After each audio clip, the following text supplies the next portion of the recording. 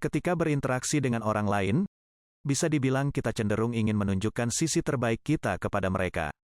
Mulai dari penampilan fisik, kondisi finansial, sampai kesuksesan yang kita miliki. Nah, sebenarnya wajar saja ketika kita pernah membandingkan diri seperti itu, baik secara langsung maupun tidak. Hal itu dikarenakan kita bakal selalu bersinggungan dengan orang lain dalam sehari-harinya. Namun, membandingkan diri secara berlebihan tentu saja tidak baik bagi diri kita. Lalu, apa sebenarnya alasan kita kerap membandingkan diri dengan orang lain? Sebagai makhluk sosial, kita akan selalu membutuhkan penilaian dari lingkungan sosial. Mulai dari penilaian seputar penampilan fisik, kesuksesan diri, sampai kemampuan sosial yang kita miliki. Hal itulah yang membentuk kebiasaan membandingkan yang kita miliki.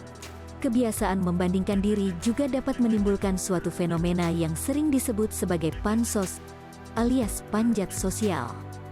Karena kita ingin terlihat lebih baik daripada orang lain.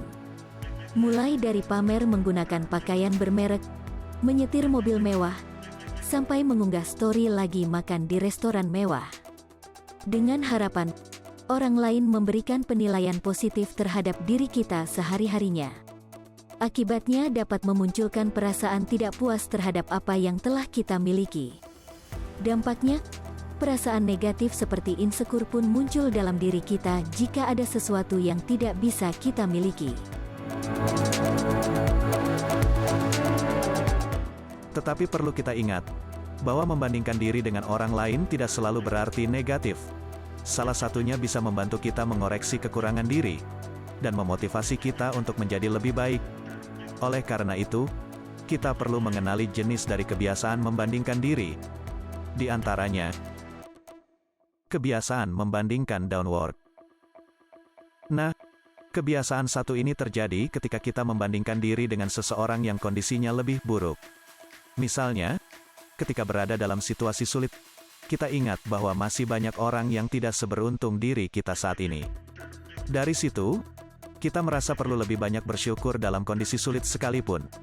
Dengan begitu, kebiasaan membandingkan yang downward salah satunya dapat membuat kita menjadi pribadi yang pandai bersyukur.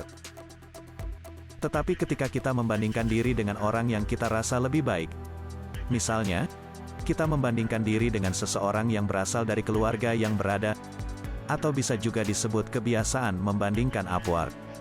Hal itu mungkin memunculkan perasaan negatif dalam diri kita, seperti perasaan insecure yang dapat menurunkan kepercayaan diri dalam berkehidupan sosial. Alhasil, kebiasaan membandingkan diri upward dapat berdampak negatif terhadap kesejahteraan psikologis diri kita. Belum lagi keberadaan media sosial yang mendorong kita melakukan hal itu. Media sosial sekarang mayoritas isinya pamer kekayaan dan kemewahan. Media sosial punya algoritma, semakin banyak kita konsumsi konten pamer, semakin banyak juga konten pamer yang dimunculkan sama platform tersebut. Kalau setiap hari kita konsumsi konten seperti itu, pandangan terhadap kehidupan akan berubah. Standar kita tentang hidup makin jauh dari kenyataannya.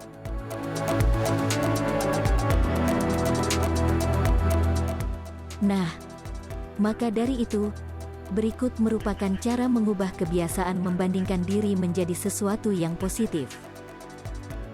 Pertama, kita bisa mengidentifikasi kesamaan diri kita dengan seseorang yang kita bandingkan, mulai kesamaan dari asal daerah, ketertarikan akan suatu hal, sampai kepribadian yang kita berdua miliki.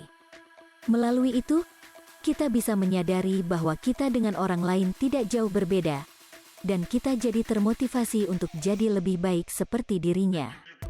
Dengan begitu, ini bisa mengubah kebiasaan membandingkan diri kita menjadi hal yang positif. Misalnya, kita lagi merasa rendah diri jika dibandingkan dengan teman kita yang telah memulai usaha bisnis.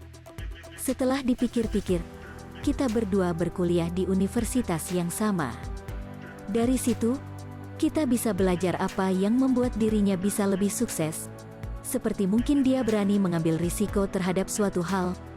Dengan begitu, kebiasaan membandingkan diri dapat membuat diri kita lebih baik. Kedua, Kita bisa membiasakan diri untuk memberi apresiasi atas keberhasilan yang dicapai orang lain. Ini mungkin memang terdengar berlawanan dengan mengurangi kebiasaan membandingkan diri. Namun, itu bisa meningkatkan emosi positif dalam diri kita. Misalnya, teman kita ada yang berhasil menjuarai suatu lomba. Hal itu mungkin membuat kita membandingkan diri kita dengan kesuksesan teman kita tersebut. Kita bisa mencoba mengapresiasi keberhasilan dirinya, guna meningkatkan emosi positif yang kita miliki. Harapannya, mengapresiasi keberhasilan orang lain dapat mengubah kebiasaan membandingkan diri kita menjadi positif. Dalam tahap ini, jangan lupa kalau diri kita juga butuh apresiasi.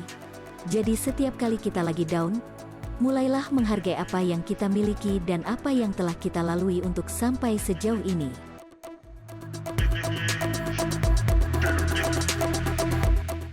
Terakhir, kita bisa bercerita kepada orang terdekat ketika merasa sedih akibat membandingkan diri dengan orang lain. Entah itu dengan sahabat, keluarga, sampai pasangan yang kita miliki.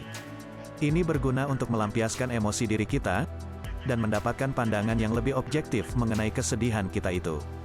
Dengan begitu, ini dapat membantu kita untuk merasa lebih baik ketika membandingkan diri dengan orang lain.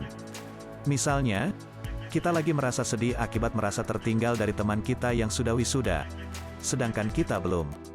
Kita bisa menceritakan itu kepada orang terdekat, seperti pasangan tercinta. Itu dapat membantu kita untuk melampiaskan emosi dan mendapat masukan dari dirinya. Harapannya, bercerita kepada orang terdekat dapat membantu kita menghadapi kesedihan akibat membandingkan diri dengan orang lain. Tak ada yang salah ketika kita membandingkan diri dengan orang lain dalam sehari-harinya. Melalui itu, kita bisa termotivasi untuk dapat menjadi pribadi yang lebih baik. Namun, ada pepatah yang berbunyi, di atas langit masih ada langit, yang berarti selalu ada orang yang lebih baik daripada kita. Oleh sebab itu, cobalah untuk sekali-kali melihat ke bawah, guna membuat kita belajar untuk bersyukur.